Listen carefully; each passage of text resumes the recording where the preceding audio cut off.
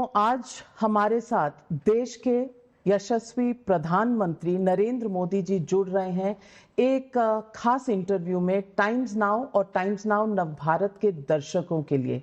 प्रधानमंत्री नरेंद्र मोदी जी, नमस्कार और बहुत धन्यवाद समय देने के लिए। टाइम्स नाउ को भी बहुत बहुत नमस्कार। मैं नाविका आपके कुमार। दर्शकों को नमस्कार। और सर आप कैसे हैं? केम छो? केम छो? लेकिन अब आदत शायद कब हो गई। मेरा एक प्रॉब्लम है, मुझे हिंदी बोलने की आदत इतनी हो गई कि कुछ परिवार जो मूल हिंदी भाषी लेकिन गुजरात में बसे तो शिकायत करते थे कि आपके मुंह में गुजराती अच्छा नहीं लगता है, आप गुजराती मत बोलो। नहीं, कल तो आप बंगाल में बांग्ला भी बोल रहे थे। हाँ, मैं कोशिश करता हूँ जी। तो बहुत सी भाषाएं आपने। मैं संपर्क में रहता हूँ। मेरा इच्छा भी रहती है कि मैं इसको सीखूं थोड़ा। प्रधानमंत्री, सबसे पहले सवाल जो मैं पूछना चाहूंगी वो ये कि 2 फेज के चुनाव तो हो चुके हैं, आपका नामांकन और कुछ नामांकन भी डरते डरते चलते चलते हो गए हैं, और आपका नामांकन कब हो रहा है? और काशी से ये जो आपका नाता है, ये काशी का नाता आपके लिए क्या मायने रखता है? ये आखिरी फेज का चुनाव है हमारा, काशी का। उत्तर प्रदेश में वेस्ट से शुरू होता है, जाते जाते ईस्ट में, तो ये लास्ट फेज में मेरा चुनाव है काशी का। और मेरी पार्टी ने फिर एक बार मुझे काशी का उम्मीदवार बनाने का तय किया है।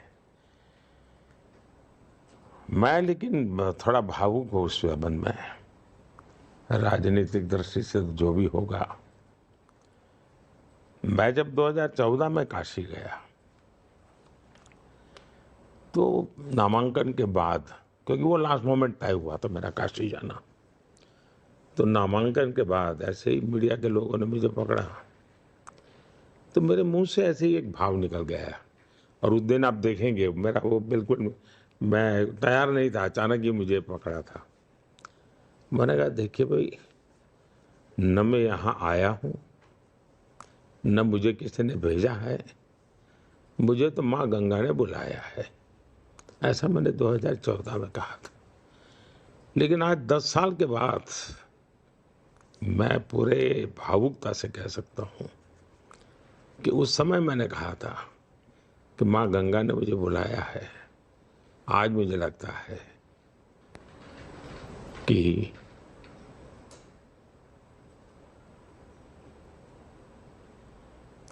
माँ गंगा ने मुझे गोद लिया है।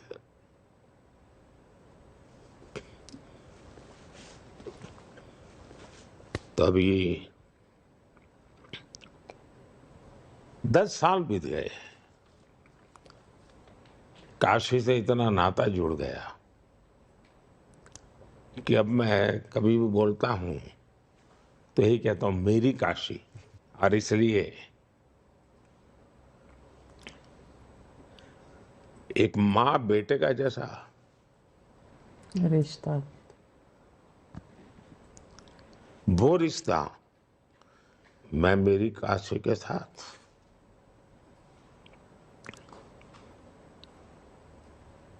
लोकतंत्र है, नामांकन भी भरेंगे,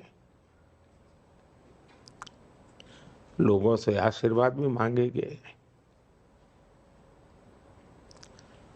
और लोग आशीर्वाद देंगे भी।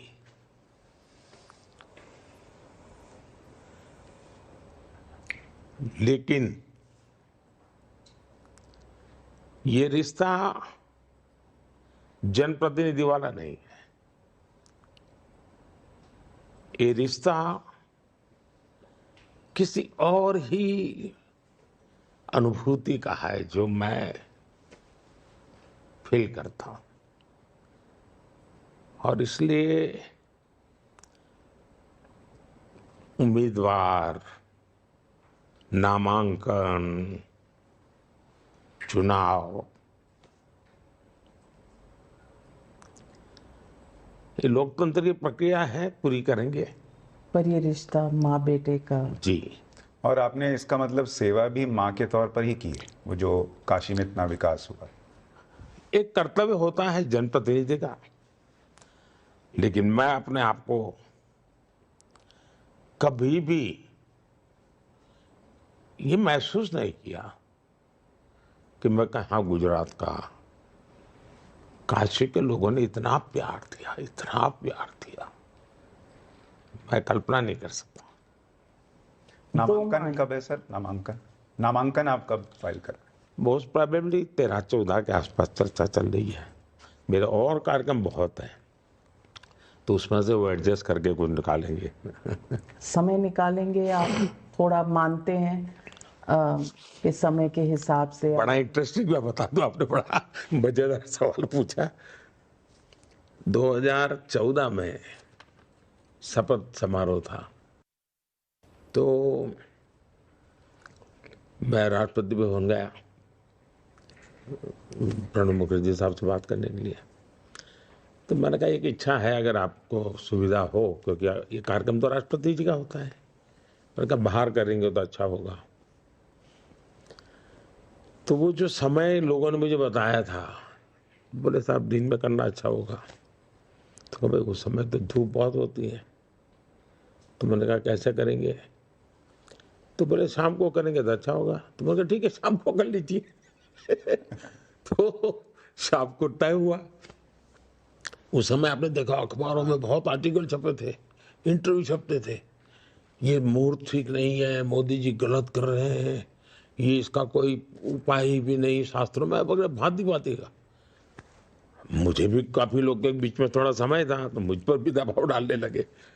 मैंने कहा भाई देखिए, राष्ट्रपति भवन का जो प्रॉब्लम है वो धूप का है, और मेरा काम है उनको एडजस्ट करना। मेरा काम नहीं है मैं निर्णय करूं। तो उस रूप से वो निर्णय हुआ। हर समय सही समय। हाँ ये यही समय है, सही समय है। यही समय है, सही समय है। बिल्कुल। प्रधानमंत्री जी, जो इलेक्शन का समय है उसमें से 2 फेज का हिस्सा तो चला गया। मतलब अगर हम माने कि 7 पेपर आप दे रहे हैं एग्जाम में, तो 2 के आंसर शीट तो आपने भर दिए। तो प्रधानमंत्री जी, क्या अब अभी भी ये मान रहे हैं कि वो 400 का टारगेट अचीव हो जाएगा? मुझे अभी भी समझ नहीं आ रहा है कि आप लोग, अच्छा होता आप लोग महीने पहले मेरा इंटरव्यू कर लिए होते तो मैं जरा ठीक से बता देता आपको। आप ये तो देखिए आज हमारा सिटिंग एमपी कितने हैं, कभी ये तो दिमाग खपाइए जी। हम 2019 में जीत के आए, तब एनडीए 359 या इतना कुछ था। फिर ये आंध्र की पॉलिटिकल पार्टी और उड़ीसा की, वो हमेशा हमारे साथ रहे, तो वो करीब 35 लोग हैं। फिर नॉर्थ ईस्ट के लोग हमारे साथ रहे हमेशा। तो हम already in A way functional वे में कहें, एनडीए प्लस जिसको कहें, तो हम 400 से करीब करीब थे। ऑलरेडी हम पार्लियामेंट में 400 थे। ये लोगों को क्यों आश्चर्य हो रहा है कि 400 400 400 ठीक है, एक शब्दों में आया, लेकिन रियलिटी ये है कि हम ऑलरेडी 2014 से 19 करीब करीब 400 एमपीज के सहयोग से ही संसद चला है। ये नंबर आप सही बता रहे हैं, लेकिन बीजेडी से एक अलायंस की बात हुई जो थोड़ी दूर चली और फिर रह गई। तो अलायंस नहीं रही पर सपोर्ट जरूर रहा। हम पहले भी कभी, हम पहले सब उनके साथ एनडीए के रूप में हम कभी हम चुनाव आमने सामने ही लड़े थे। 19 में भी हम आमने सामने लड़े थे पर नेशनल इश्यूज। हाँ। लेकिन प्रधानमंत्री जी, सवाल अगर पॉलिटिक्स पर पूछूं, तो बीजेपी का आरोप है कि कांग्रेस का घोषणा पत्र बहुत ही डिवाइसिव है। हालांकि कांग्रेस आलोचना करती है बीजेपी की ये कह के कि आप 2 और 2 22 बनाने की कोशिश कर रहे हैं, क्योंकि चाहे वो वेल्थ रीडिस्ट्रीब्यूशन हो या इनहेरिटेंस टैक्स हो, ऐसी कोई भी बात उनके मैनिफेस्टो में नहीं है। ये कहीं ना कहीं बीजेपी लोगों में डर फैला रहे। हम सीएए का कानून लाए, साफ साफ लिखा हुआ है, साफ साफ कहा गया है न बोलने में किसी ने गलती की है, न लिखने में गलती की है, न देश के कानून में कोई गलती है। सीधा सीधा वो कानून सिटीजनशिप देने के लिए है, उसमें कहीं पर भी सिटीजनशिप लेने का नहीं है। 2 साल हो गए, कांग्रेस पार्टी जो झूठ फैला रही है, क्या कभी आपने उसका फैक्ट चेक किया क्या? कभी पाठशाला में उनके कपड़े उतारे क्या? क्योंकि झूठ इतना चला रहा है। जब भी हम आप उनके एक एक स्टेटमेंट देख लीजिए। अब जैसे ये इनहेरिटेंस टैक्स की बात लेकर आए हैं, कोई मुझे बनाइए दुनिया के किसी भी डेवलपिंग कंट्रीज में इस प्रकार का प्रयोग हुआ है क्या? आप साम्यवादी विचारधारा की बात छोड़ दीजिए, इनके घोषणा पत्र में और उनकी स्पीचेज में जो बातें हैं आपको एक साथ मिला करके एक कैनवास पर रखनी पड़ेगी। ये लगातार बोल रहे हैं और सब बोल रहे हैं, ऐसा नहीं कोई बाय द वे बोल रहा है, हर कोई बोल रहे हैं।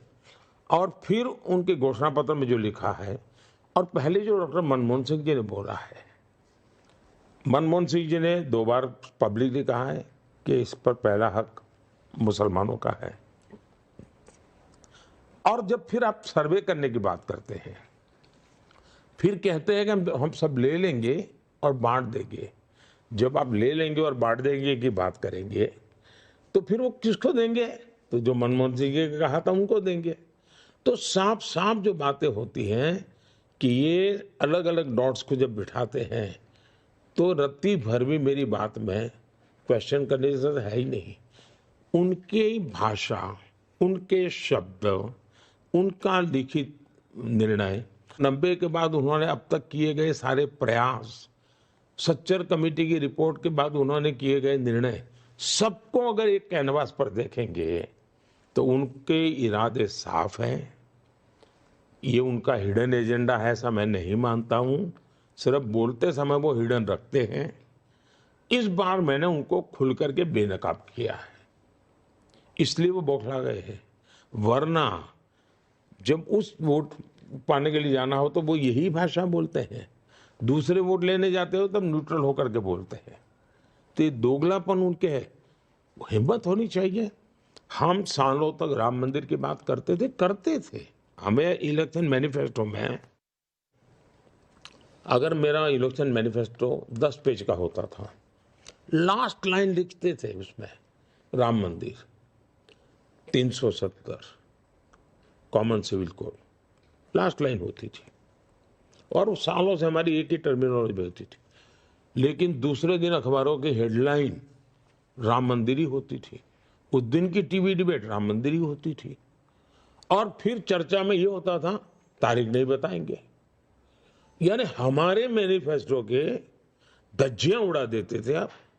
हम गरीबों के लिए योजनाएं लेकर के आते थे, एक शब्द इस देश के मीडिया में कभी चर्चा में नहीं आया। चर्चा में सिर्फ 3 चीजें रखी गई। आज कांग्रेस के बचाव में मीडिया ने क्यों काम करने की जरूरत है? कोई कारण नहीं है। ये मीडिया का काम था कि उनके 5 मैनिफेस्टो लेकर के एनालिसिस किया जाए और उनके इरादों का, उनकी भाषाओं का, उनकी बातों का। अब देखिए, संविधान, इस देश में संविधान का स्पिरिट पैदा करना चाहिए कि नहीं करना चाहिए? अब ऐसा तो नहीं कि सिर्फ वकीलों और जजेस के लिए ही संविधान हो गई। संविधान देश के कॉमन मैन से जुड़ना चाहिए। इन्होंने संविधान की कभी परवाह नहीं की। जब मैंने पार्लियामेंट में प्रस्ताव लाया कि हम संविधान दिवस मनाना चाहते हैं, खरगे जी ने खुद ने पार्लियामेंट में विरोध किया। उनका भाषण है, उन्होंने कहा 26 जनवरी तो है, अलग से संविधान दिवस मनाने की जरूरत क्या है? मैंने कहा भाई ये ग्रंथ जो है वो हमारी आने वाली पीढ़ियों को उसके प्रति एक श्रद्धा का भाव पैदा करना चाहिए। स्कूल, कॉलेज, डिबेट सब जगह भी चर्चा नहीं। जब उसका महात्म्य बढ़ाएंगे तो फिर मैंने कहा कि जब उसके 60 साल हुए थे संविधान के, तब भारत ने इसको अच्छे ढंग से मनाना चाहिए था। 50 साल हुए तब मनाना चाहिए था। जब 60 साल हुए तो मैंने बड़े शान से ये संविधान दिवस मनाया और हाथी के ऊपर अंबाड़ी में मैंने संविधान रखा और मैं नीचे पैदल चलता था मुख्यमंत्री, और मैंने सुरेंद्र नगर में एक बहुत बड़ा उसकी यात्रा निकाली। लोगों की संविधान के प्रति श्रद्धा बने। इनको संविधान के नाम पर झूठ बोलने में लगातार, कोई बताएं हमारे मैनिफेस्टो में कहीं लिखा है क्या, हमारे भाषण में कहीं निकला है क्या? कोई किसी कार्यकर्ता ने किसी संदर्भ में कहीं बोल दिया, उसी को उछाल करके पूरी तरह हमारी पार्टी को, हमारे वर्जन को मानने को तैयार नहीं है, और खुद कहते हैं कि बताओ हमारे मैनिफेस्टो में कहाँ लिखा है। ऐसे दोगलापन नहीं चल सकता है जी, आपको जवाब देना पड़ेगा। या आप बिल्कुल ठीक है प्रधानमंत्री जी कि एक पूरा इकोसिस्टम जो है वो इसमें लग जाता है। उधर से ये प्रश्न नहीं पूछा जाता कई बार, या पूछने पर भी जवाब नहीं मिलता कि बीजेपी के घोषणा पत्र में कहाँ है कि संविधान खत्म करेंगे, अगला चुनाव नहीं होगा। यहाँ 1 नेशन 1 इलेक्शन की बात चल रही है, लेकिन कहा जाता है कि अगला चुनाव ही मोदी आएंगे तो नहीं कराएंगे, आरक्षण खत्म कर देंगे। लिखी चीज़ों पर भी झूठ फैलाया जाता है। आपने सीए का जिक्र किया, 3 कृषि कानून जिसमें कहा गया कि किसानों की जमीन छीन ली जाएगी, वो कहीं नहीं लिखा था, कहीं नहीं लिखा गया, लेकिन वो भ्रम फैला कर चीजें जो हैं वो खराब की गई। आप जब इस बार ये कह रहे हैं बार बार कि मोदी मर जाएगा लेकिन धर्म के नाम पर आरक्षण नहीं आने देगा, ये बड़ी स्ट्रांग लाइन है। और हमने पाठशाला में दिखाया था कि आप ये आज से नहीं कह रहे हैं, आपने गुजरात के सीएम रहते हुए भी ये चीज जग जाहिर की थी। आपको क्या खतरा दिखता है अगर धर्म के नाम पर आरक्षण आए या मुसलमानों को आरक्षण मिल जाए? इसमें मोदी मुद्दा ही नहीं है। जिस समय संविधान बन रहा था, देश के गणमान्य लोग संविधान सभा में बैठे थे, डॉक्टर राजेंद्र बाबू, बाबा साहब अम्बेडकर, पंडित नेहरू वगैरह सब बैठे थे। उसमें तो कोई आरएसएस बीजेपी वाला उस समय तो सवाल ही नहीं था। ऐसे और सभी संप्रदाय के लोग बैठे थे, और सबने मिल बैठ करके लंबी चर्चा के बाद तय किया कि भारत जैसे देश में धर्म के आधार पर आरक्षण भारत को नुकसान करेगा, ये लंबी सोच के लिए ठीक नहीं है।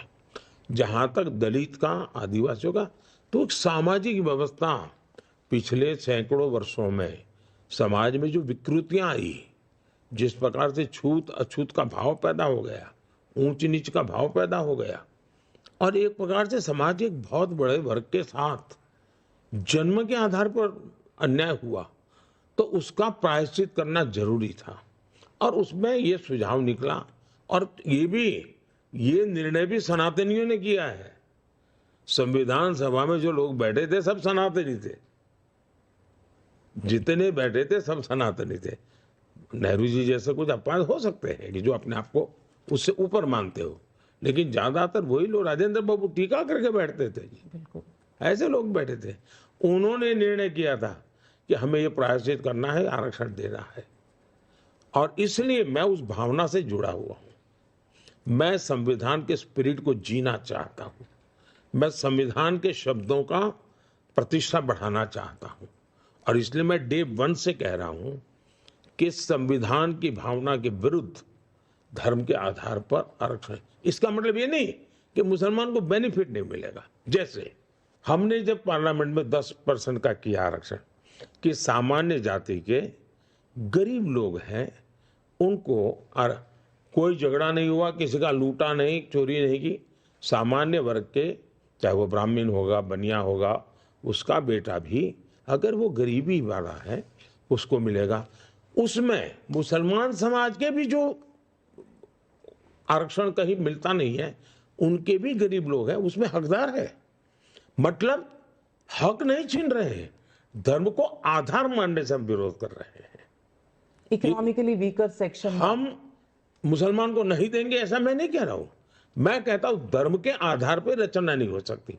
इस देश में गरीब है तो हिंदू हो, मुसलमान हो, ईसाई हो, पारसी हो, कोई भी हो, सबको बेनिफिट मिलना चाहिए। जहां तक आदिवासी और दलित का सवाल है, इसके पीछे हजारों साल का इतिहास पड़ा हुआ है, और इसलिए वो एक स्पेशल कारण है। और जो संविधान ने सही निर्णय किया, बाबा साहब आम्बेडकर ने सही निर्णय किया, और जो आज भी देश उसका रिस्पेक्ट करता है, हर पॉलिटिकल पार्टी रिस्पेक्ट करती है। और मैं नहीं मानता हूं कि कोई पॉलिटिकल पार्टी इसका विरोध करेगी। यानी आप हिंदू मुसलमान नहीं करते, मुसलमान मुसलमान करने वालों के विरोधी है। मैं ये धर्म के आधार पर वोट बैंक के खेल जो खेले जाते हैं ना, अब उन्होंने इस बार मैनिफेस्टो में कहा है कि हम जो ठेके देंगे वो ठेके इस पद्धति से देंगे। ये देश कैसे चल सकता है जी? ठेका दिया जाता है कि उनकी क्षमता है कि नहीं, रिसोर्सेज है कि नहीं, एक्सपीरियंस है कि नहीं, ट्रैक रिकॉर्ड है कि नहीं, सरकार के कामों को करने का उनका ये सारे चीजें देख करके ठेका दिया जाता है। अब आप कहते उसमें भी आरक्षण होगा और वो माइनॉरिटी के लिए आरक्षण होगा। तो इसके बदले में जब लोग कहते हैं कि आप मुसलमान विरोधी हैं, वो कहते हैं कि मुसलमानों को इस देश में डराया जाता है, मोदी इनके खिलाफ हैं, हिंदू मुसलमान करते हैं जब चुनाव होता है। जब अटल जी की सरकार थी तब भी हमारे मैनिफेस्टो में रहता था राम मंदिर, तब भी रहता था 370, तब भी रहता था यूसीसी। मोदी की सरकार है, अब जो काम हो गया वो नहीं रहता है, जो बाकी होगा वो रहता है। जहां तक हमारा सवाल है, ये सिद्ध करें कि भाई ये हमारा, जैसे मैं कहता हूं भाई सैचुरेशन मुझे करना है, सरकारी योजनाओं का सैचुरेशन। मतलब गांव में 50 लोग हैं जिनको घर मिलना चाहिए, मतलब 50 को मिलना चाहिए, 49 को नहीं। मतलब उसमें सब समाज आ जाएंगे, सब धर्म आ जाएंगे। आप जब 100% की बात करते हैं तो सामाजिक न्याय की ये गारंटी है, सेकुलरिज्म की गारंटी है। मोदी हर काम उस प्रकार से करता है कि भाई सबको सब मिले, इसके लिए करो। अभी भी मैं पब्लिकली कहता हूं कि हमने 4 करोड़ घर बनाए। अब कुछ परिवार हैं, विस्तार हुआ उनका, तो उनको एक घर की जरूरत है। तो राज्यों से मुझे कहा जाता है साहब अगर कुछ और मकान हो जाए, तो मैंने कहा चलो भाई 3 करोड़ और हम प्लान करते हैं, शायद 3 करोड़ की जरूरत नहीं पड़ेगी। तो मैं पब्लिकली अभी सभाओं में कहता हूं कि भाई आप चुनाव में जाते हो तो जाइए, लेकिन मेरा एक काम करिए, अगर कहीं कोई नज़र आ जाए कि जिसको अभी घर मिला नहीं है, नल से जल मिला नहीं है, गैस का कनेक्शन नहीं मिला है, रह गया है, तो आप उसकी चिट्ठी मुझे लिख दीजिए और उसको मेरी तरफ से कह दीजिए कि मोदी की गारंटी है कि तीसरे टर्म में ये मिल जाएगा। और मैं कहता हूं आप ही मेरे मोदी है, क्योंकि मुझे काम करना है। मैं वहां ये नहीं कहता ये धर्म के उस धर्म के। तो एंटी मुस्लिम जब कहते हैं कैसा लगता है? न हम इस्लाम के विरोधी हैं, न हम मुसलमान के विरोधी हैं, हमारा ये काम ही नहीं है। जहां तक गाली देते हैं, ये नेहरू के जमाने से एक नैरेटिव बना हुआ है, इस प्रकार की गाली देने का।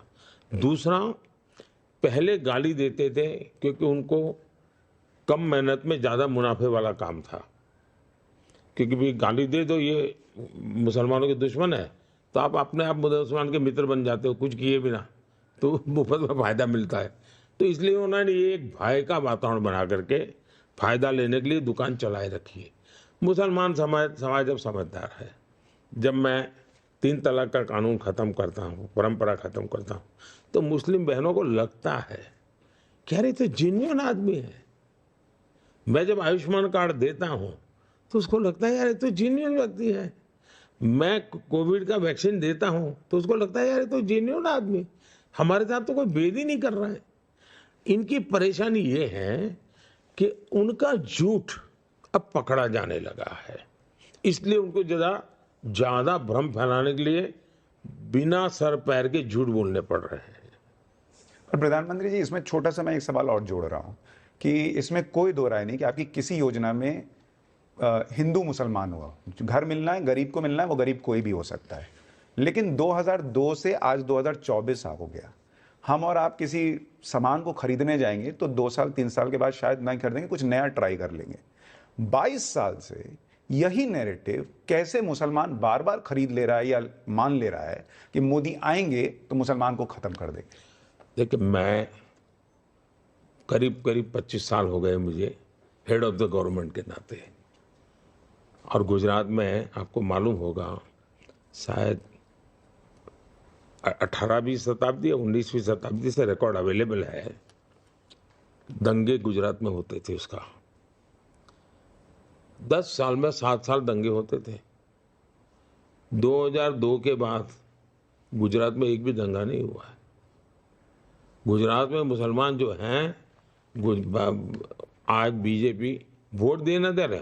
दूसरा, मैं आज पहली बार कह रहा हूं, मैं कभी इन विषयों को लिया नहीं, मैं मुस्लिम समाज को कह रहा हूं, उनके पढ़े लिखे लोगों को कहता हूं कि आत्ममंथन करिए, सोचिए, देश इतना आगे बढ़ रहा है, अगर कमी आपके समाज में महसूस होती है तो क्या कारण है?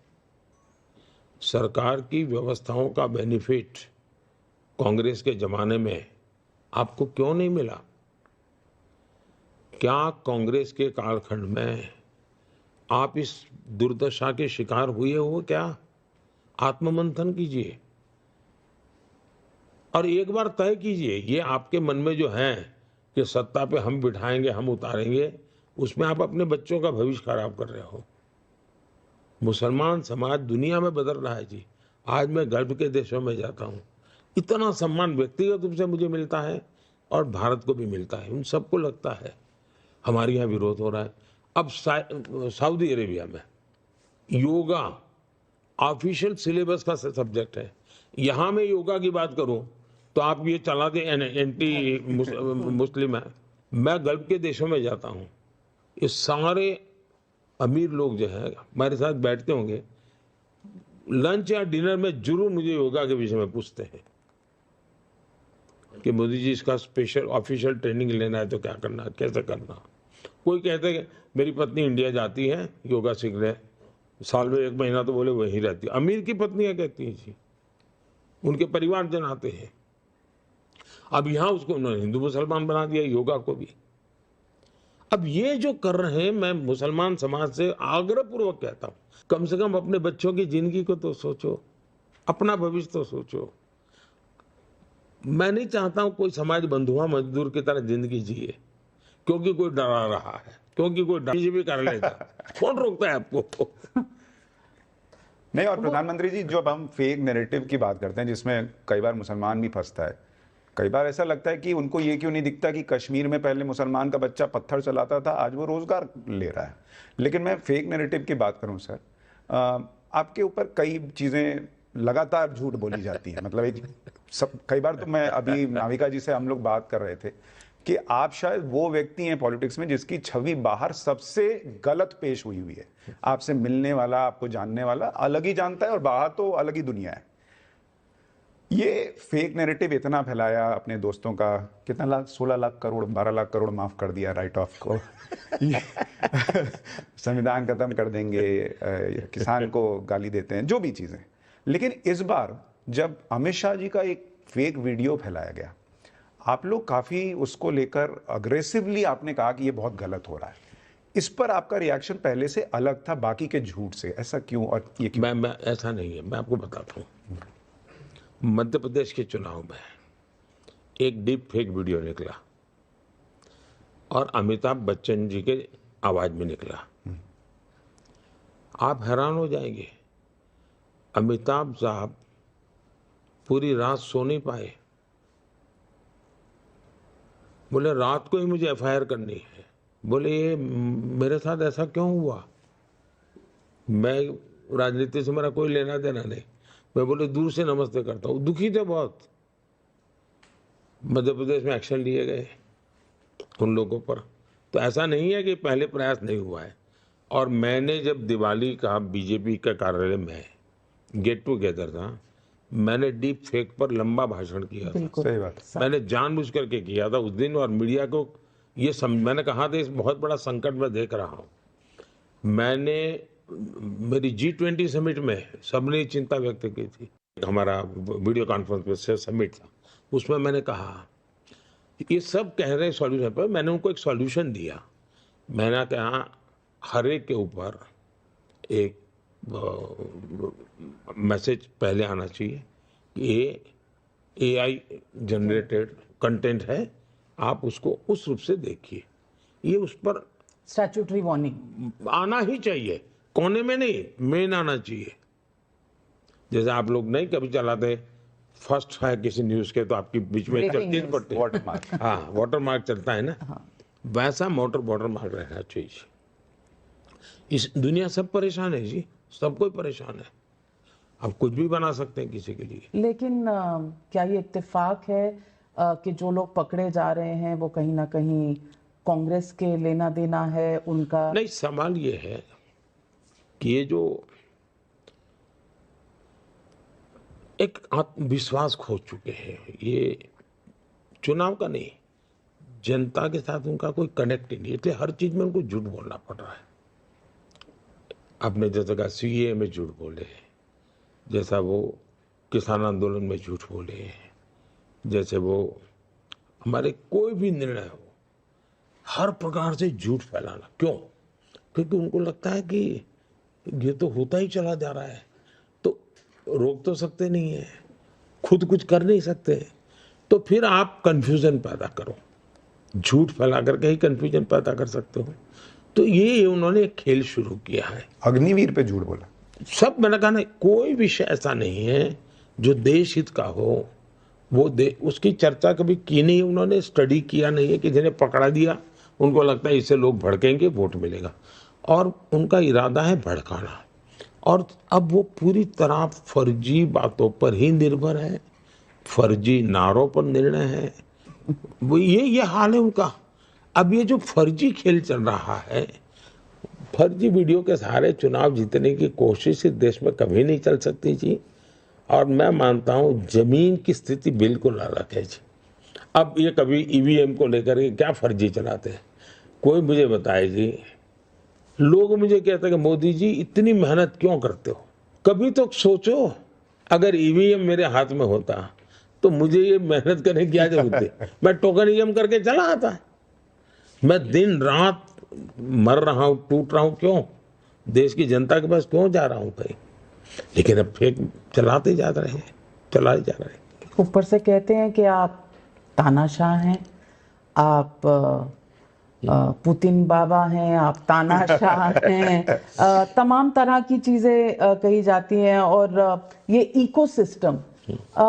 इकोसिस्टम सिर्फ भारत में नहीं है, यहाँ से लेकर विदेशों तक एक इकोसिस्टम चलता है जो कहता है आप हिटलर हैं, आप तानाशाह हैं, आप आएंगे तो ये बदल जाएगा, चुनाव नहीं होंगे। इन सब चीज़ों को आप कैसे देखते हैं कि एजेंसियां भी आपने कंट्रोल कर ली हैं, तमाम चीफ मिनिस्टर आपने जेल में डाल दिए हैं? हाँ, कि केजरीवाल जी को जेल में डाल दिया, हेमंत सोरेन को जेल में डाल दिया। देखिए, मैं बताता हूँ, अच्छा होगा, विषय आपने अच्छा निकाला है, मेरे पास जवाब भी है, लेकिन मैं आप लोगों से आग्रह करूंगा, क्योंकि टाइम्स नाउ की अपनी एक प्रतिष्ठा है, क्या साइंटिफिक तरीके से इस सब्जेक्ट का एनालिसिस हो सकता है क्या? अब जैसे आप सुशांत, आप पाठशाला चलाते हैं, पाठशाला में आप बैठ करके भाई ये तानाशाही, अब तानाशाही में ये 100 पॉइंट होते हैं, चलो, और फिर सामने कांग्रेस लिखो, बीजेपी लिखो, कौन सा हमारे बैठता है? उनकी दादी ने क्या किया, टिक मार करो। मोदी की पार्टी के में पहले जो नेता थे, किसने क्या किया, टिक मार करो। उनके परनाना ने क्या किया, टिक मार करो। आप न्यूज रूम में आकर के सरकार बैठ जाती थी, क्या कभी चर्चा करोगे? टिक मार करो। नेहरू जी का पहला संशोधन क्या था संविधान का? टिक मार करो। इमरजेंसी के वक्त अधिक पत्रकार जेलों में कविताएं लिखते थे, टिक मार करो। आपका कोई गाना पसंद नहीं आया, अब मजरू सुल्तानपुरी जी को जेल में डाल दिया, और किशोर कुमार सारे गाने बंद कर दिए। विपक्ष के नेता जेल में पड़े थे, कितने लोग पड़े थे, कितने समय पड़े थे, क्या कारण थे पड़े थे, सरकारें कितनी गिराएगी, हिसाब लगाओ। हमारे काम में हिसाब लगाओ। नौसेना के जहाज लेकर के पिकनिक मनाते थे, बताइए कौन सी डेमोक्रेसी थी? आप समझाइए। मन माने तरह से लोगों का घर गिराना, नसबंदियां करवाई, किस प्रकार से करवाई थी आपने? गायत्री देवी के साथ क्या जुल्म किया था आपने? आर्टिकल 356 का 100 बार दुरुपयोग किया गया। ये सारी बातें, यानी इस पूरे चेकलिस्ट को आप एक बार आप अपने तरीके से निकालिए 100 पॉइंट और टिक मार्क कीजिए जी। मैं तो चाहता हूँ एक सप्ताह पर आपकी पाठशाला चलेगी। और मैं मानता हूं कि 100 में से एक बिंदु पर आप में कहीं पर भी एक छोटा सा जम्स भी, ये जो आरोप लगते हैं वो वाला जम्स नहीं निकलेगा जी। हम ये जो शहर हैं ना, इसी का कारण है कि हम पूरी तरह डेमोक्रेट हैं, हमारे रगों में डेमोक्रेसी है। वरना जो गालियां पड़ रही है, जिस प्रकार का जुल्म हम पर हो रहा है, चुपचाप सहते जा रहे हैं, मजबूरी नहीं है जी। दुनिया की सबसे बड़े लोकतंत्र का पूर्ण बहुमत के साथ 10 साल से शासन, बेदाग सरकार, 13-14 साल का राज्य का मुखिया के रूप में शासन, 23 साल का लंबा जीवन, एक दाग नहीं लगा है। उसके बावजूद भी ये जितनी गाली गलौज को एक आदमी सह रहा है, एक शब्द बोले भी ना सह रहा है, इससे बड़ी डेमोक्रेसी का पूरा प्रूफ क्या हो सकता है? ये सवाल हम पूछते हैं न्यूज़ आर्क की डिबेट शो में भी, ये सवाल पब्लिक का शो पर भी, कि आप लोग रोज आते हैं टेलीविजन पर, जो बोलना है, गाली देना है, सब बोल कर जाते हैं, लेकिन फिर भी हमें कहते हैं मोदी वक्त मैं तो बॉयकॉटेड हूँ, आप भी शायद बॉयकॉटेड, हम लोग थे उस 14 वाली लिस्ट में। 14 वाली लिस्ट में हम बॉयकॉटेड जर्नलिस्ट हैं। हमारे चैनल, देखिए 14 की लिस्ट का मतलब है 2014 से जुड़ा है 14। तो 24 में 10 और जुड़ जाएगी। नहीं, लेकिन मैं कई बार आश्चर्यचकित रहता हूँ प्रधानमंत्री जी की, जो कह रहे हैं कि आप तानाशाह हैं वो भी आजाद घूम रहे हैं, तो पता नहीं कौन से टाइप के आप तानाशाह हैं। जो कह रहे हैं कि मर जा मोदी, वो भी बाहर घूम रहे हैं, तो पता नहीं कौन सी तानाशाही है। आप कुछ भी निकाल दीजिए जी, मेरी माँ को गाली देना नहीं छोड़ा है, मेरे परिवार को गाली देना नहीं छोड़ा है, ऐसे अभद्र भाषा का उपयोग किया है। लेकिन उन्होंने ऐसा डिक्टेटर का चित्र बना दिया कि उसके अंदर सारी गालियां चल जाती है जी, और कुछ भी करो तो डिक्टेटर हो। मोदी जी, कभी माँ के बारे में कोई कुछ कहता है तो, मोदी एक प्रधानमंत्री तो हैं, लेकिन एक इंसान भी हैं, एक बेटे भी हैं। सवाल मेरी माँ का नहीं है जी। मेरी माँ तो चलिए मुझे जन्म दिया, निमित्त है, वैसे तो मैं मेरी माँ के साथ मैंने कोई न्याय नहीं किया है, क्योंकि माँ के जो सपने रहते हैं बच्चे के पास, वैसा कोई सपना माँ का मैंने पूरा नहीं किया। मैं बहुत छोटी आयु में भाग गया था, चला गया बाहर, तो उस प्रकार से मैं तो गुनहगार को एक प्रकार से। वो तो नहीं मानती होंगी ऐसे। नहीं। यश,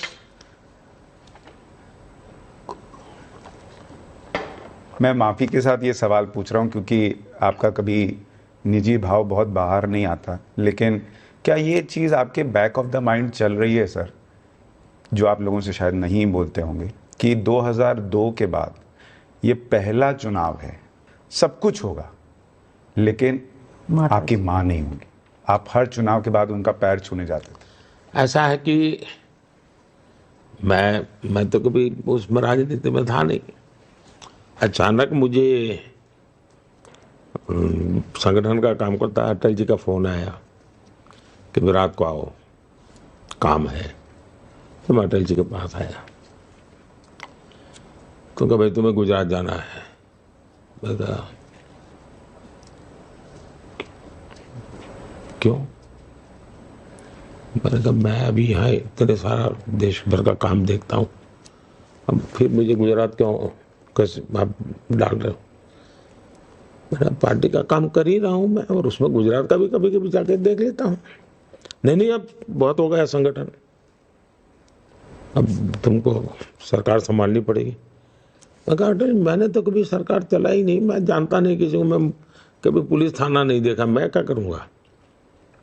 तो मैंने मना किया उनको। तो दूसरे दिन सुबह अटल जी का, आडवाणी जी का फोन आया, कह रहे भाई तुम कल अटल जी को मना करके आ गए हो? मैं कहा हाँ, मुझे तो मालूम नहीं था मुझे क्यों बुलाया। और मुझे कहा नहीं बोला आओ जरा बात करेंगे। तो मैं आडवाणी जी के घर गया। ये बोले सब लोगों ने कई दिनों से चर्चा चल रही थी, और ये सबका मत बना है, केशु भाई का मत बना है कि भाई नरेंद्र भाई को भेजिए। इसलिए आपको जाना है। तो फिर मैंने अटल जी को फ़ोन किया, मैं कहा अटल जी मैं आता हूँ। मैं कहा अटल सॉरी, मैंने कल मेरा तरीका ठीक नहीं होगा, कि जो पार्टी करेगी मैं कहेगी मैं करूँगा। तो फिर मैं गुजरात गया। तो पहले मैं मेरी माँ से मिलने गया और माँ से मैंने कहा कि माँ मैं तो सोचा भी नहीं था, मेरी तो दुनिया अलग थी, अब मुझे वापस मैं आ रहा हूँ गुजरात। अच्छा, बोले तुम गुजरात आओगे, चलो अच्छा है। उनकी खुशी यही थी की चिंता करना। और दूसरा, वो गुजराती में रिश्वत को लांच शब्द है, कभी लांच मत लेना। शायद उस दिन के टाइम्स ऑफ इंडिया में रिपोर्टेड भी है। तो ये तो मेरा तब से फिर एक बार नाता जोड़ा। वैसे तो मैं बड़ा कट ऑफ था, कहीं बाहर ही रहता था। फिर मैं जब नामांकन करने गया पहली बार, तो मैंने कहा चलो भाई माँ के पैर छू करके जाते हैं। तो मैं मेरे भाई के घर गया, माँ ने मुझे गुड़ खिलाया। तब से लेकर के मैं जितने नामांकन किए हैं, सब नामांकन के पहले मैं माँ के पैर छूने गया और नामांकन कर गया, और गुड़ देती थी। ये पहला मेरी जिंदगी का चुनाव है जब मैं माँ के पैर छुए बिना जाऊंगा। लेकिन मेरे में एक भाव भी आता है कि आज 140 करोड़ देश की करोड़ों माताएं हैं, उन्होंने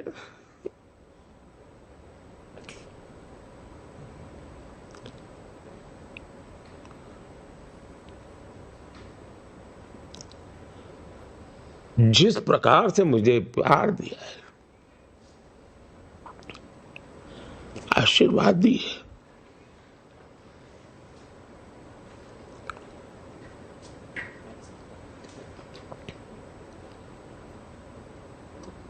उन्हीं का स्मरण करके,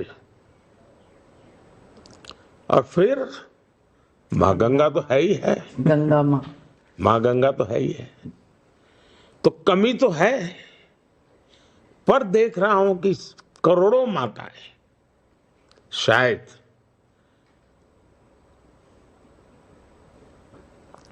भावात्मक रूप से मुझे हमेशा शक्ति देती रहेगी और देती रही है। शायद आज जो लोग ये इंटरव्यू देखेंगे, उन्होंने इतना भावुक होते हुए शायद आपको कभी नहीं देखा होगा। आपके सामने माँ का जो भाव मैं देख रही हूँ, मैं भी एक माँ हूँ, मैं समझ रही हूँ कि ये भाव क्या होता है। शायद लोग ये भाव पहली बार देखेंगे, क्योंकि आप थोड़े नहीं मजाक उड़ाते पॉलिटिशियन आप, हमारा मेरा ही वीकनेस कहो जो भी है। मैं गरीब की बात हो, दुखियारों की बात हो, तो मैं इमोशनल हो जाता हूँ। अब ये मेरी वीकनेस भी है। एक सार्वजनिक जीवन में ऐसा नहीं होना चाहिए, लेकिन अब मैं आर्टिफिशियल जिंदगी जी नहीं सकता हूँ। प्रधानमंत्री जी, आप माँओं की बात कर रहे थे कि करोड़ों माएँ आपके साथ हैं। पिता का मैं आपको अनुभव बताता हूँ। मेरे सामने किसी व्यक्ति को मैंने ये कहते हुए सुना, अपने बच्चे जिनके बाहर काम कर रहे थे, कि वापस आओ, तुम्हारा वोट यहाँ है, और अगर अपना पितृ ऋण चुकाना चाहते हो तो नरेंद्र मोदी को वोट देके जाओ। ऐसे है जी, मैं बताता हूँ। मैं माँ शब्द बोलता हूँ, मतलब मेरे मन में एक समग्र संसार है, उसमें बच्चे भी हैं जी, छोटी छोटी बेटियां हैं, पर माँ स्वरूप मैं बोल रहा हूँ जी। तो मैं माँ कहते कोई एक बायोलॉजिकल चर्चा मेरी नहीं है, मेरा एक पूरा बड़ा भाव है लोगों की तरह। प्रधानमंत्री जी, लेकिन मैं एक दिमाग में एक सवाल आता है कि आप हर बार जब चुनावी रैली में जाते हैं, आप कहते हैं कि भारत मेरे तीसरे टर्म में 3 नंबर की इकोनॉमी बनेगा। आप देश को आगे ले जाने की बात कर रहे हैं, आप एक ग्रोथ ट्रैजेक्टरी पे डालने की बात कर रहे हैं। आपको नहीं लगता कि एक इकोसिस्टम होगा जो ये भारत की बढ़ोतरी को रोकने की कोशिश करेगा, सिर्फ देश में नहीं बाहर भी? और इनमें कुछ लिंक नजर आता है, कुछ मुझे लगता है कि ये विरोध और ये जो तीव्रता है, इसकी उम्र 4 जून तक है। 4 जून के बाद न उनकी हैसियत होगी, न उनका हौसला होगा। सिर्फ और सिर्फ मेरे देश की ताकत होगी, मेरे देश का सामर्थ्य होगा, मेरे देश के लोकतंत्र का सामर्थ्य होगा, मेरे देश के 140 करोड़ नागरिकों का सामर्थ्य होगा, और दुनिया भारत के लोकतांत्रिक सामर्थ्य को नए सिरे से देखना शुरू करेगी। और ये जो भी है, मैं देख रहा हूँ, पूरी दुनिया भारत के चुनाव को इन्फ्लुएंस करने के लिए कोशिश कर रही है, जो कि उनको नहीं करना चाहिए। ये वो अपना ओपिनियन नहीं दे रहे हैं, अपना कमेंट नहीं कर रहे हैं, वो इन्फ्लुएंस कर रहे हैं। लेकिन भारत में इन्फ्लुएंस नहीं कर पाएंगे। भारत के लोगों के बहुत सी अंदरूनी जो शक्ति होती है वो बड़ी ज़बरदस्त होती है। वो आपातकाल के चुनाव के बाद देश ने देख लिया है कि भारत का गरीब के मगर आदमी में भी लोकतंत्र, स्वतंत्रता, ये आदर्श क्या होते हैं उसने दिखाया है, और इसलिए इसमें तो वो कुछ कर नहीं पाएंगे। मुझे पक्का विश्वास है कि जब दीपक बूझने को होता है ना, तो लौ फटफड़ाती है। फटफटाती है। तो ये वो फटफटाहट है, अब उनको अंधेरे में जाना ही जाना है जी। प्रधानमंत्री जी, एक काम जो आपने किया है, जो हम लोग भी बाहर जाते हैं, विदेश दौरा आपका कवर करते हैं, हम लोग अभी यूएस गए थे, तो मन बड़ा गर्व से भर गया कि बाइडेन साहब के व्हाइट हाउस में मोदी मोदी के नारे लग रहे थे। हम लोग आपस में चर्चा कर रहे थे कि वो भी अंदर सोच रहे होंगे ये किस मेहमान को बुलाया है कि हमारे घर में मोदी मोदी के नारे लग रहे हैं। तो ये एक सेंस ऑफ प्राइड जो आपने भारतीयों के अंदर भरा, और एक सेंस ऑफ प्राइड आपने हिंदुओं के अंदर भी भरा है, जिनको लगता था कि हिंदुत्व की बात करना कम्युनल होना है, मंदिर जाना कूल नहीं है। ये सेंस ऑफ प्राइड जो आपने भारतीयों में और हिंदुओं में भरा है, क्या ये आपकी सोच थी कि मुझे ऐसा करना है?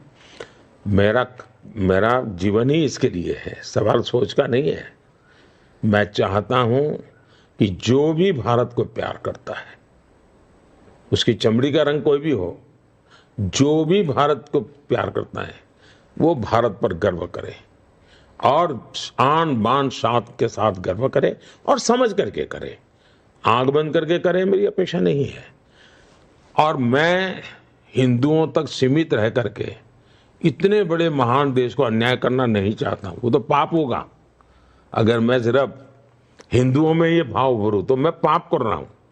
मुझे तो भारत को प्यार करने वाला दुनिया के किसी भी भूभाग में पैदा क्यों ना हुआ हो, वो मेरे भारत को प्यार करता है और मेरे भारत के लिए गौरव गान करे। वो तो मैं बड़ी दुनिया में, आपने देखा होगा, महात्मा गांधी के 150 साल हुए, 50 साल भी हुए थे, 100 साल भी हुए थे। इस दुनिया को पता तक नहीं चला। मैंने महात्मा गांधी जी का सबसे प्रिय भजन, वैष्णव भजन, मैंने तय किया कि दुनिया के 150 देशों में वहाँ के टॉप मोस्ट कलाकारों से ये होना चाहिए, और किया। दुनिया के 150 देशों के टॉप मोस्ट कलाकारों ने एक गुजराती भजन, महात्मा गांधी का प्रिय भजन, सारी दुनिया ने गाया। मैं मेरे देश के गौरव के लिए दुनिया को जोड़ना चाहता हूँ। मेरे लिए उसमें कहाँ किसके गोद में पैदा हुआ वो मुद्दा ही नहीं है, किस भूमि में पैदा हुआ वो मुद्दा नहीं। पूरी दुनिया मेरे भारत का गौरव गान करे, ये मकसद लेकर के मैं तो निकला हूँ। मेरा तो कमिटमेंट है ये, और जीता भी तो इसी के लिए हूँ। योग दिवस भी, अंतर्राष्ट्रीय योगा दिवस, अंतर्राष्ट्रीय सोलर अलायंस, हर क्षेत्र में मैं एनवायरनमेंट को लेकर के मैंने कहा one earth, one family, one future. फिर मैंने कहा वन सन, वन वर्ल्ड, वन ग्रिड, बिजली के लिए मैंने कहा। तो मेरी हर सोच में मैं ग्लोबली, मैंने हमारे चंद्रयान गया तो पॉइंट का नाम मैंने शिव शक्ति रखा है। अब शिव शक्ति से उसको किसी को तकलीफ हो कि भाई ये हिंदू वाला कहाँ से ले आया, तो उनकी मजबूरी है। मेरे देश से सहज निकलेगा, शिव और शक्ति से ऊपर से क्या हो सकता है जी। और मुझे इसमें कोई शर्म भी नहीं है, संकोच भी नहीं है, मुझे गर्व है। तो मैं गर्व से जीता भी हूं, लेकिन मैं किसी भी जाति, धर्म, संप्रदाय, रंग, रूप, भूभाग कहीं से हो, मेरे देश के गीत गाए दुनिया, इसके लिए तो मैं पैदा हुआ हूं जी। अब देखिए, हम 300 से ज्यादा कलाकृतियां जो चोरी की गई थी हम वापिस लाए। अभी पहले भी हो सकता था जी, लेकिन हमने वो विश्वास दे। और मैं तो मुझे कोई आपके किसी पत्रकार परिवार में से भी मुझे उनका कोई बच्चा विदेश पढ़ता था, तो कहा भाई आजकल तो हमको यूनिवर्सिटी में बोले मोदी जी ने भारत को कूल बना दिया। ये बच्चे बड़े यूनिवर्सिटी में साथ से घूम रहे हैं जी।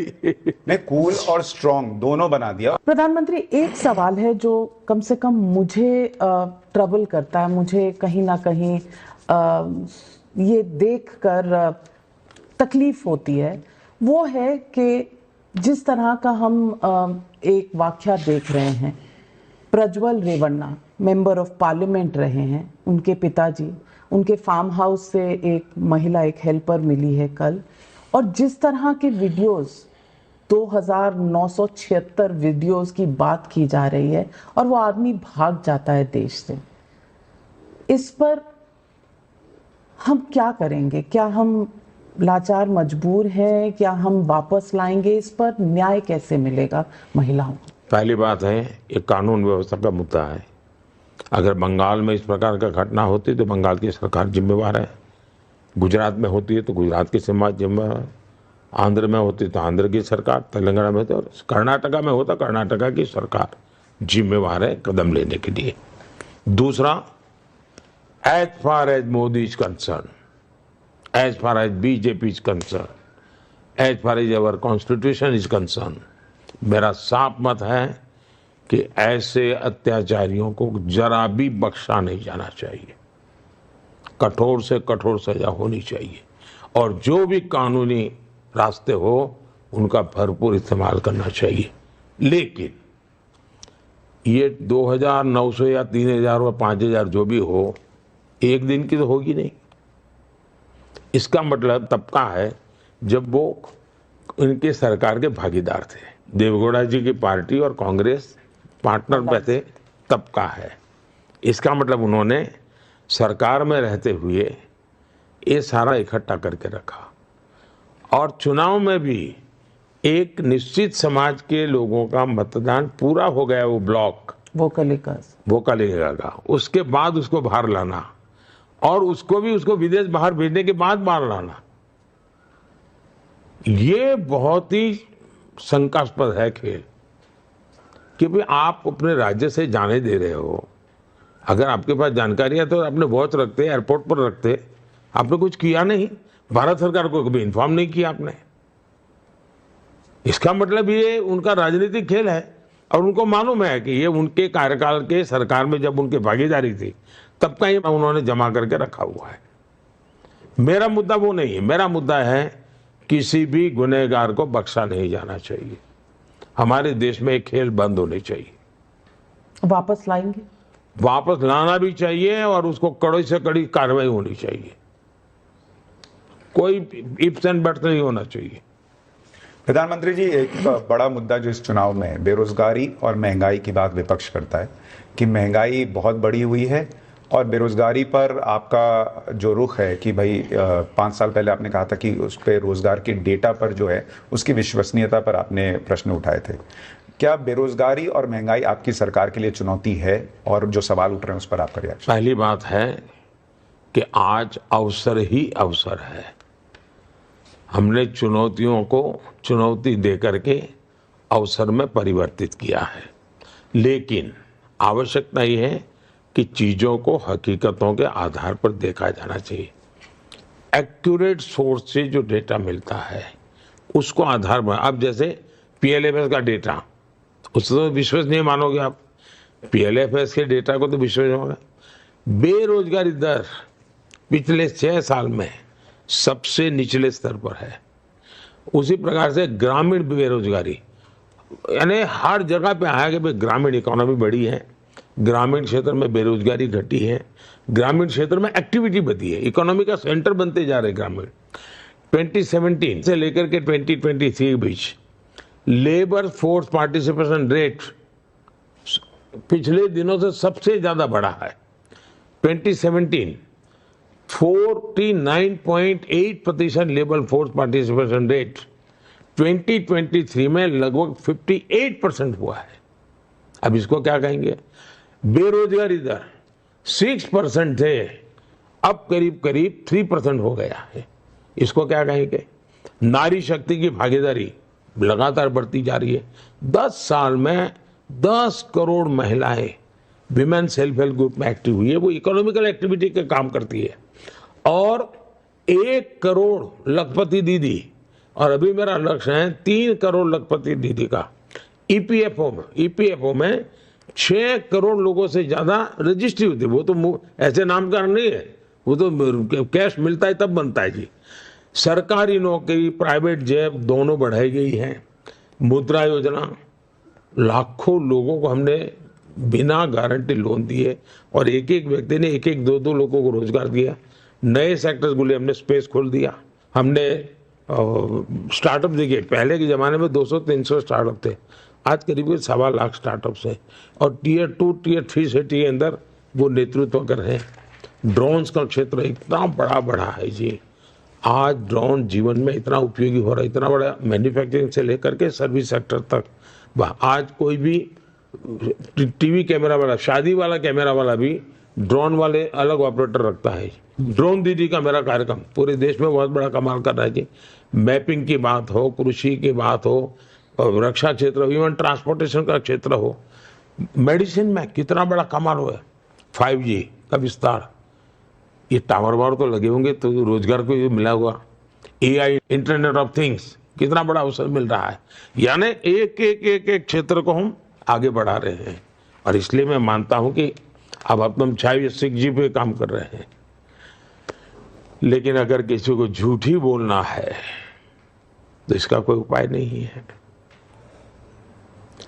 जितने अवसर हमने पैदा की है वो पहले कभी नहीं हुए हैं, और जितने अवसर की संभावना हम देख रहे हैं वो भी पहले कभी नहीं सोचा गया था।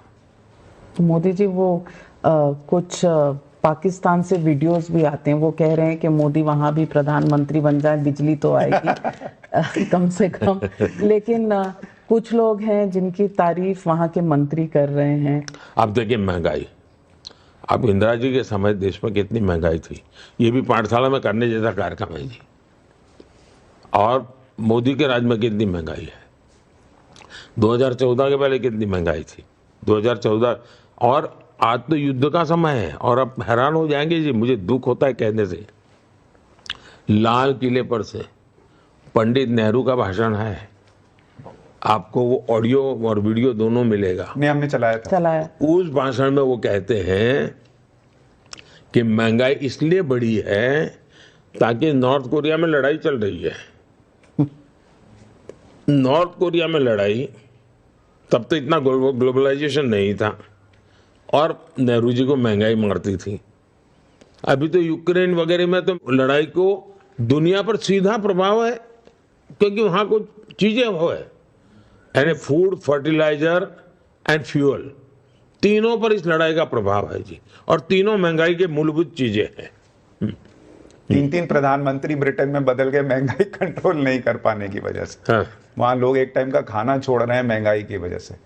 नहीं, मैं तो चाहता हूं आपके न्यूज अवर में एक पूरा समय ये कि इसी पर निकालिए जी, और जानकार लोगों को बुलाइए, तू मैं वालों को नहीं। मैं पक्का बताता हूं जी, देश को पता चलेगा कितना झूठ चलाते हैं जी। और आप एक न्यूज अवर आपका इसको समर्पित कीजिए आप। बिल्कुल इस मुद्दे पर गहराई तक जाएंगे, लेकिन प्रधानमंत्री जी, एक सवाल जो हमेशा पूछना चाह रही थी मैं, आपने कहा जून 4 के बाद सब कुछ थम जाएगा, ये जो इकोसिस्टम का जो चल रहा है, और सुनने में ये भी आ रहा है कि पहले 100 दिन का कार्यक्रम भी बन चुका है। तो कुछ बताइए। और आप बार बार अपनी रैलीज में कह देते हैं कुछ बड़े फैसले आने वाले हैं, तो जनता एकदम दिल थाम के बैठी है कि क्या फैसले आने वाले हैं। छोटा सा ट्रेलर अगर मैं आपको बताता हूं, एक तो ये मेरा यानी स्वभाव से मैं बहुत एडवांस प्लानिंग का मेरा नेचर है। मैं बहुत यानी इसे गॉड गिफ्टेड मेरा सॉफ्टवेयर ही ऐसा शायद बना हुआ है, तो मैं बहुत एडवांस में सोचता हूँ। तो मैं और गुजरात में मुझे एक्सपीरियंस भी था, मैं सरकार के बाद मुझे क्या करना है। मैंने यहाँ 14 में भी सोच के आया था, 19 में भी मैं सोच करके बैठा था। देखिए हमने जो काम किए हैं, आप मेरा पहले का देखेंगे तो आपको पता चलेगा। 3 तलाक पर जो हमने जो कानून बनाया था पहले ही कर दिया। आर्टिकल 370 हटाने का काम हमने कर दिया, शुरू में ही कर दिया। यानी बड़ी समस्याओं से निपटना, उसको पूरा करना ये मेरे नेचर में है। और मुझे तीसरा टर्म के लिए मैं बड़े निर्णय चाहता हूँ, महत्वपूर्ण निर्णय करना चाहता हूँ। कोई तोड़फोड़ करने के निर्णय मेरे नहीं होता है जी। 100 दिन का मेरा प्लान बिल्कुल रेडी है और मैं 4 तारीख के बाद एक दिन भी समय खराब करना नहीं चाहता हूँ। मुझे इतनी अनुकूलता है कि मैं मेरे देश को एक रत्ती पर नुकसान होने देना नहीं चाहता हूँ। मैंने विलम्ब के कारण जो नुकसान हो वो भी नहीं होने देना चाहता हूँ मैं। और जहाँ तक मैंने ट्रेलर तो पिछले 10 साल से आप देख रहे हैं तो सर उस लिस्ट में क्या पूरे देश में यूसीसी लागू करना भी है? पहली बात है कि यूसीसी का जो विषय है वो कोई मोदी का कार्यक्रम नहीं वो कोई बीजेपी का। भारत के संविधान निर्माताओं ने संविधान में कहा है जी, ये लोग इतने सालों से कर नहीं रहे थे क्योंकि वोट बैंक की राजनीति उन पर सवार थी। यूसीसी हमारे संकल्प पत्र का हिस्सा है। दूसरा, इस देश की सुप्रीम कोर्ट ने कम से कम 2 डजन बार कहा है कि भारत में यूसीसी करो। और ये देश में देखना चाहिए, गोवा में ऑलरेडी यूसीसी है। मेरा देश चल रहा है, गोवा में सबसे ज्यादा माइनॉरिटी है, फिर भी यूसीसी बहुत बढ़िया तरीके से चल रहा है। उत्तराखंड ने बहुत अच्छे दिशा में कदम उठाए हैं। तो एक के बाद एक प्रयोग, हम थोपने वालों में से नहीं है जी, हम इवॉल्व कर रहे हैं। 1 नेशन 1 इलेक्शन, 1 नेशन 1 इलेक्शन, अभी हमें रिपोर्ट आया है, रिपोर्ट पर स्टडी करने के लिए मैंने कहा हुआ है। प्रधानमंत्री जी, क्या आप सिर्फ 24 की तैयारी करके बैठे या 29 की भी करके बैठे? देखिए मैं बताता हूँ, मैं चुनाव की तैयारी करता ही नहीं हूँ। काम की न मैं चुनाव के लिए सोचता हूँ, न मैं चुनाव का टाइम टेबल देख करके काम करता हूँ। मेरे सामने साफ है कि ये देश जब 100 साल का होगा, तब आज़ादी के 100 साल जब हो जाए, तब देश कहाँ हो। और ये रातों रात नहीं होता है। जैसे मैंने इस बार बजट में एक वाक्य बोला है, अब जो ट्रेलर और आगे क्या पूछ रही हो ना, इसमें से मिलेगा आपको। मैंने बजट में एक वाक्य बोला है कि हम डेमोग्राफी को लेकर के एक कमीशन बिठाएंगे। अब ये क्या है? देखिए, दुनिया के बहुत से देश परेशान हैं, वहाँ पर एजिंग के कारण बहुत बड़ा पॉपुलेशन, अब एक डेमोग्राफी का एक रूप है। मैं नहीं चाहता कि 2047 में मेरे देश में जो बुजुर्ग लोग हैं उनके लिए कोई प्लानिंग ना हो। आज हम युवा हैं, लेकिन कभी तो बूढ़े होंगे। तो इस सरकार का काम है कि अभी से सोचे। मैं वो सोचता हूँ कि आज आप जो नौजवान है वो 2047 में जब बूढ़े होंगे तब आप असहायता न अनुभव, इसके लिए प्लानिंग अभी से होना चाहिए। मैं इस लेवल के काम कर रहा हूँ जी। मैंने ऑलरेडी बजट में एक वाक्य बोला, लेकिन देश में मीडिया पकड़ नहीं पाए उस बात को, लेकिन मैं इस सोच से काम कर रहा हूँ जी। नहीं, मैंने ये प्रश्न इसलिए पूछा क्योंकि कई लोग ये सोच के बैठे हैं कि इस बार तो गया हुआ है मामला, 29 में मोदी जी हटेंगे फिर हम आएंगे। 29 में उनका चांस है? ऐसा है, मैं राजनीति में कौन आए कौन जाए, कोई देश ऐसा नहीं होना चाहिए जो किसी व्यक्ति के आधार पर चलता हो जी। मैं मोदी के आधार पर देश चले, ये मोदी कभी नहीं चाहेगा। ऐसा मेरा देश, ये मेरा देश तो बहुरत्ना वसुंधरा है जी। यहाँ तो अनेक रत्न पैदा होते रहे हैं, आगे भी होते रहने वाले हैं, और देश आगे चलने ही वाला है। लेकिन इस प्रकार से माला जपने से कोई अपना भविष्य नहीं बना सकता। हर एक को अपना भविष्य बनाने के लिए मेहनत करनी चाहिए, जनता का विश्वास जीतना चाहिए, जनता के सुख दुख के साथी बनना चाहिए और वैकेशन थोड़े कम करने चाहिए। बहुत सही कहा आपने। आपके कोई पॉलिटिकल पर्सनल बकेट लिस्ट होती है सबकी, कुछ जो हो गया जो सबसे आपके दिल के करीब था, कोई एक चीज ऐसे बताइए कि वो हो गया तो वो मेरी अचीवमेंट मुझे महसूस होती है, ऐसा और होता बच है। क्या गया? मेरा काम का जो स्टाइल है ना, वो एक बड़ा ही इंटीग्रेटेड होता है, कॉम्प्रिहेंसिव होता है, टुकड़ों में नहीं होता है जी। लेकिन मैं जब उसको बाहर लाता हूं तो वो प्रोग्रेसिव अनफोल्डमेंट होता है। जैसे मैं कहूँगा चलो भाई सबके बैंक अकाउंट खोलो। मुझे याद है मैं 2014 में नया नया आया और जनधन अकाउंट का मैंने शुरू किया, तो हमारे अरुण जेटली बड़े परेशान हो गए, क्योंकि मैं हर तीसरे दिन मॉनिटरिंग करने लगा कि भाई कितनी बैंकों ने किया, बैंक वाले झुग्गी झोपड़ी में जाते हैं कि नहीं जाते, बैंक वाले रेडी पटरी वालों के पास जाते हैं। अरुण जी ने कहा ये तो आपने क्या ऑर्डर कर दिया है, वो हो जाए। मैंने कहा नहीं जी, मुझे ये 100 दिन में काम पूरा करना है। लेकिन तब दुनिया को लग रहा था ये तो जनधन अकाउंट खोल रहा है। अच्छा, बैंक वाले मेरे से झगड़ा कर रहे थे, साहब स्टेशनरी का पैसा तो मिले। मैंने कहा कुछ नहीं मिलेगा, 0 अमाउंट से अकाउंट खुलेगा।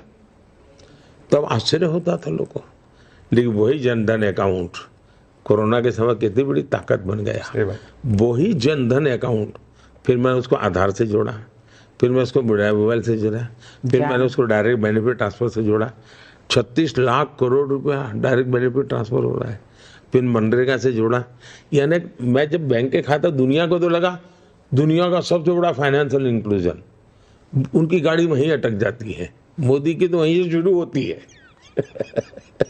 और बाहर के जितने देश से लोग आए उन्होंने वो डिजिटल तो वो भी देखा। तो जब एक काम करता हूँ लगता है ये करते हैं, लेकिन समझ लीजिए मैं एक करता हूँ तो वो नहीं कर रहा हूँ, वो जाकर के कहीं और रुकेगा।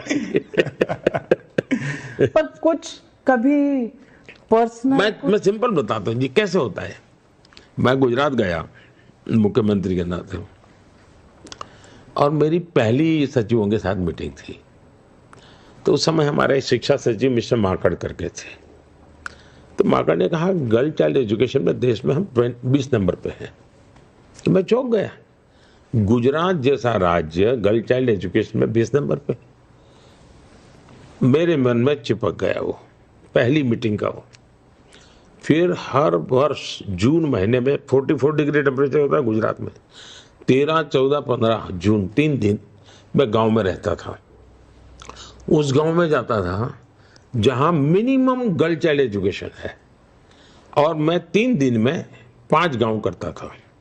उन 5 गांवों में घर घर जाना, और मैं कहता मैं भिक्षा मांगने आया हूँ, और मैं भिक्षा में आपसे वचन मांगता हूँ कि मुझे वचन दीजिए कि मैं मेरी बेटी को पढ़ाऊंगा। तो मैं भिक्षुक के रूप में काम करता था, और मुख्यमंत्री के नाते 3 दिन भिक्षा मांगनी है ना मांगनी, ये मेरा नियम था। और बच्चियों को मैं स्कूल ले जाता था। लोगों को लगा चलो मोदी जी बच्चों, लेकिन मैंने उस काम के लिए 1.5 लाख नए टीचर भर्ती किए। उस काम के लिए मैंने 2.5 लाख नए स्कूल के कमरे बनाए। इस काम के लिए मैंने हर स्कूल को इलेक्ट्रिफिकेशन किया। उस काम के लिए मैंने हर स्कूल के अंदर कंप्यूटर की व्यवस्था करना शुरू किया। फिर मैंने गुणोत्सव शुरू किया, उसमें मैं फिर 3 दिन दिवाली के बाद देता था, जिसमें क्वालिटी ऑफ एजुकेशन में, यानी पहले तो लगा कि यार मोदी गर्मी में ले जा रहा है, घुमा रहा है लेकिन बात यहाँ तक पहुंचा दी। तो मेरा काम करने का तरीका ये है कि मैं चीज को कहीं शुरू करता हूं तो मतलब वो समझ लीजिए कि मैंने बहुत लंबा सोच करके आया हूं। जब मैंने योगा की बात कही तब लोगों को लगा जैसे हर दिन मनाने की बात आती वैसे है क्या। मेरे लिए वैसा नहीं था जी। दुनिया में एक विमेन डे के सिवाय कोई भी ऐसा डे नहीं है जैसे योगा डे है। विमेन डे पकड़ गया है क्योंकि वो विमेन ने उसको ओनरशिप लिया है। यूएन का ओनरशिप प्लेटफॉर्म है। योगा दुनिया ने खुद ने ओनरशिप ले ली है। तो अब योगा के साथ मैं आयुर्वेद ले आया, आयुर्वेद के साथ भारत की परंपराएं ले आया, उसके साथ मैंने कोविड में ऑल्टरनेट मेडिसिन ले आया, मैंने ब्रिक्स में ऑल्टरनेट मेडिसिन का सब्जेक्ट रखा, मैंने G20 में ट्रेडिशनल मेडिसिन का सब्जेक्ट रखा। यानी आप देखिए चीज मैं छोड़ता नहीं हूँ। आपके जो विरोधी हैं वो इसीलिए घबराते भी हैं कि अभी ये दिख रहा है इन्होंने आगे क्या सोच रखा होगा। और विरोधी ये भी सोचते हैं कि इतना कॉन्फिडेंस कि 4 जून को यही रिजल्ट आएगा, जरूर ईवीएम में कोई चिप डाला, मोदी चिप। ऐसा है, आप कुछ भी कहिए वो उसका अर्थ यही निकालते हैं। उनको इतने डरे हुए हैं ना जी। कुछ लोग होते हैं ना जो दीवार पर उनको थोड़ा सा वो दिखता है, किसी को उसमें भी भूत दिखता है। अरे दीवार पे ऐसे ही कलर में थोड़ा वो बनाने वाला बेचारा, उसको रात में वो ही देखता है, सो नहीं पाता है वो। ऐसे लोग होते हैं, उनका क्या करोगे? इनका मनोवैज्ञानिक, अब मैं मुझे नए कोर्सेज इंट्रोड्यूस करने पड़ेंगे मनोविज्ञान के लिए, ऐसे लोगों के लिए। प्रधानमंत्री जी, आपका बहुत व्यस्त कार्यक्रम है, लेकिन आज आपने बहुत बहुत धन्यवाद। पाठशाला में बहुत सारे अध्याय देश के खोल दिए और न्यूज़आर का भी एजेंडा सेट कर दिया, क्लास भी लगा दी। मुझे उम्मीद है आपको पाठशाला अटेंड करके इतने दिन बाद अच्छा लगा होगा। नहीं, मैं ऐसा है, आपका न्यूज अवर हो, आपका पाठशाला हो, उसने एक अलग लेवल है, मैं मानता हूँ। ये ठीक है कि न्यूज अवर में तू मैं वाले लोग भी आते हैं, पाठशाला में अलग से आपने उसको डेवलप किया है। लेकिन एक, क्योंकि आपको भी तो वैरायटी लेके आना पड़ता है जी, वरना तो एक गाड़ी चलती नहीं है। बिल्कुल, लेकिन आपने भावुक होकर भी और देश को आगे ले जाने के लिए जो हमें रास्ते, का तो मेरा पर्सनली है, दुनिया मेरी क्या करेंगे। लेकिन आपने हमें इतना समय दिया और इतनी बेबाक तरीके से आपने हमसे मुझे जी सवालों से कभी कोई प्रॉब्लम नहीं होता है, लेकिन मैं देख रहा हूँ आप लोग बहुत प्रेशर में रहते हैं मीडिया में। ये एक इकोसिस्टम ने इतना प्रेशर बना दिया है कि आपको भी उनके दबाव में, उनकी भाषा में सवाल पूछने पड़ते हैं, और उसके कारण देश के लिए जो जरूरी सवाल होते हैं वो आपके भी छूट जाते हैं। ये इकोसिस्टम ने इतना दबाव पैदा कर दिया है कि आपको भी उसी लाइन पे जीना पड़ता है, और आपको भी लगता है यार कहीं आउटडेटेड हो जाएंगे। तो मैं तो चिंतित हूँ कि देश के मीडिया को भी न्यूट्रल रहना कितना मुश्किल हो जाएगा, और या तो उनकी भाषा बोलो या तो घर चले जाओ, वरना गाली की सुनो। ये हाल करके रख दिया है जी आपके पूरे क्षेत्र में। और दूसरा, देश में पहले पत्रकारिता थी, अखबार आता था वो मानता है पत्रकार है ना, उसकी एक वैल्यू थी। आज सोशल मीडिया से सभी पत्रकार उसको वो जानता है कि ये वो व्यक्ति लिख रहा है, मतलब फिर उसको लेख नहीं दिखता है, उसका ट्विटर याद रह जाता है, उसकी तो ये सोचे तो ये लिखेगा ही। तो वैल्यू खत्म हो गई, वैल्यू खत्म हो गई जी। लेकिन हम कोशिश कर रहे हैं कि वैल्यू सिस्टम रहे, क्योंकि 30 साल पत्रकारिता में हर फेज देखा है। फिर भी मैं बताता हूँ, आप दबाव में जी रहे हैं जी, आप भी दबाव में जी रहे हैं, उसमें आपका कोई दोष नहीं है। आपको भी यहाँ आने से आए रहता होगा, पक्का रहता होगा कि यार मोदी को 2 सवाल तो टेढ़े पूछने ही पूछने हैं, वरना ये मत क्योंकि आपको चिंता है कि बाद में फिर कोई ये आलोचना न करे, क्योंकि उनको मालूम है उनको इसके कंटेंट पे इंटरेस्ट नहीं है। उनको इसी में इंटरेस्ट है कि मोदी को आपने फंसाया कि नहीं फंसाया, इसी में इंटरेस्ट है। अगर फंसाया तो इंटरव्यू अच्छा, नहीं फंसाया तो फ्रेंडली मैच थी। लेकिन वो गीता का ज्ञान है ना, कर्म किए जा फल की इच्छा मत करे इंसान। प्रधानमंत्री जी बहुत धन्यवाद, आपने समय दिया और सवालों कामनाएं भी जो थैंक यू। 4 जून के बाद मिलेंगे, बिल्कुल इंतजार रहेगा। 2007 में भी आपने चुनाव के बाद मुझे दिया था, तो इंतजार। बिल्कुल, थैंक यू, थैंक यू, नमस्कार। Thank you. नमस्कार।